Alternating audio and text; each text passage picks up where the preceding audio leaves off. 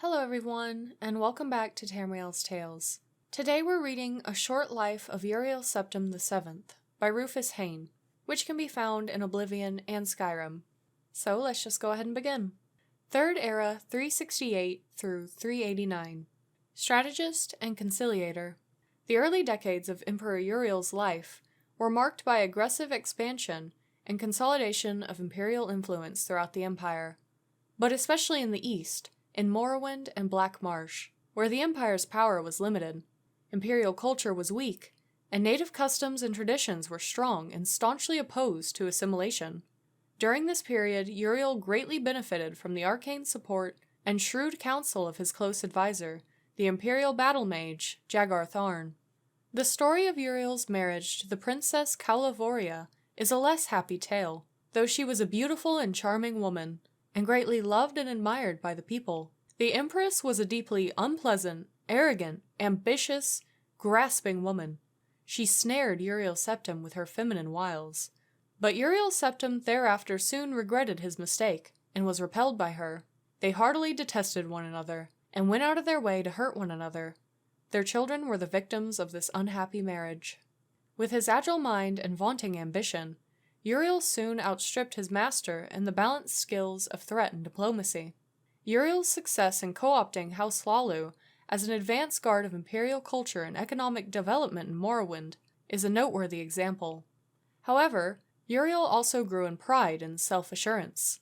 Jagar Tharn fed Uriel's pride, and hiding behind the mask of an outpaced former master counselor, Tharn purchased the complete trust that led finally to Uriel's betrayal and imprisonment in Oblivion, and Tharn's secret usurpation of the imperial throne.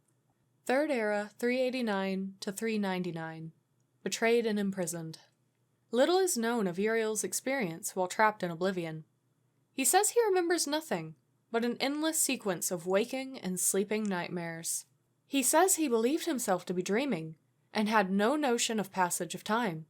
Publicly, he long claimed to have no memory of the dreams and nightmares of his imprisonment, but from time to time, during the interviews with the Emperor that formed the basis of this biography, he would relate details of nightmares he had, and would describe them as similar to the nightmares he had when he was imprisoned in Oblivion.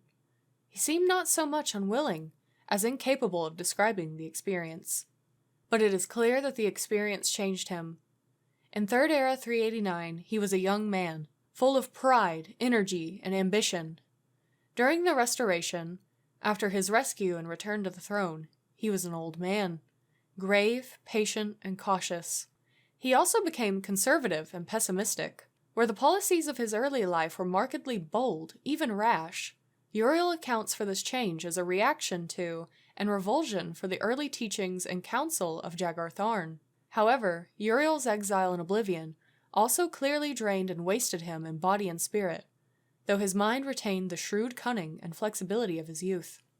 The story of Tharn's magical impersonation of the Emperor, the unmasking of Tharn's imposture by Queen Berenzia, and the roles played by King Idware, Rhea Silmain, and her champion in assembling the Staff of Chaos, defeating the renegade imperial battle mage Jagar Tharn, and restoring Uriel to the throne, is treated at length in Stern Gambogi's excellent 3-volume biography of Berenzia.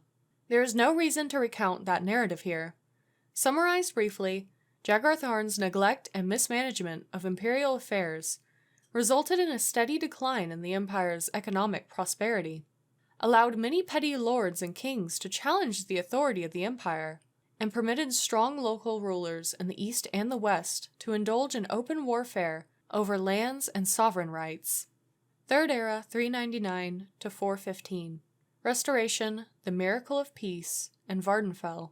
During the Restoration, Uriel Septim turned from the aggressive campaign of military intimidation and diplomatic accommodation of his earlier years, and relied instead on clandestine manipulation of affairs behind the scenes, primarily through the agencies of the various branches of the Blades. A complete assessment of the methods and objectives of this period must wait until after the Emperor's death, when the voluminous diaries archived at his country estate may be open to the public, and when the Blades no longer need to maintain secrecy to protect the identities of its agents.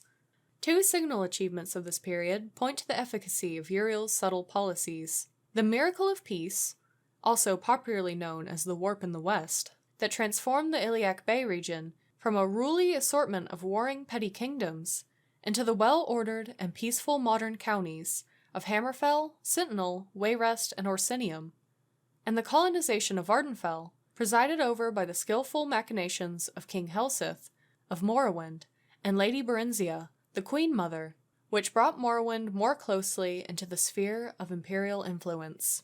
Third Era 415 to 430, the Golden Peace, King Helseth's court, and the Nine in the East.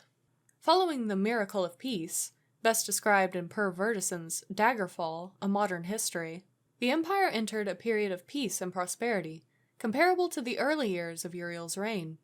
With the Imperial Heartland and West solidly integrated into the Empire, Uriel was able to turn his full attention to the East, to Morrowind. Exploiting conflicts at the heart of Morrowind's monolithic tribunal religion and the long-established Great House system of government, and taking advantage of the terrible threat that the corrupted divine beings at the heart of the tribunal religion presented to the growing colonies on Vardenfell, Uriel worked through shadowy agents of the Blades, and through the court of King Helseth and Mournhold, to shift the center of political power in Morrowind from the great house councils to Helseth's court, and took advantage of the collapse of the orthodox tribunal cults to establish the Nine Divines as the dominant faiths in Hlaalu and Vardenfell districts. Hasfit Anabolus's treatment of the establishment of the Nine in the East, in his 4-volume Life and Times of the Nerevarine, is comprehensive. However, he fails to resolve the central mystery of this period. How much did Uriel know about the prophecies of the Nerevarine? And how did he learn of their significance? The definitive resolution of this and other mysteries must await the future release of the Emperor's private papers, or relenting of the Blade's strict policies of secrecy concerning their agents. Thank you so much for listening today. I do hope you enjoyed it. If you'd like to support this podcast, maybe consider supporting my Ko-fi, Patreon, or Throne, all of which can be found by searching Tamriel with the extra LE at the end. If you're interested in watching the stories of the games, maybe check out my playthroughs on my YouTube, Tamriel. Or if you'd just like to see what I'm up to, you can find my Twitter and Instagram at xtamriel, just with the extra little X at the beginning. Thank you so much for listening again, and I hope you have a lovely rest of your day.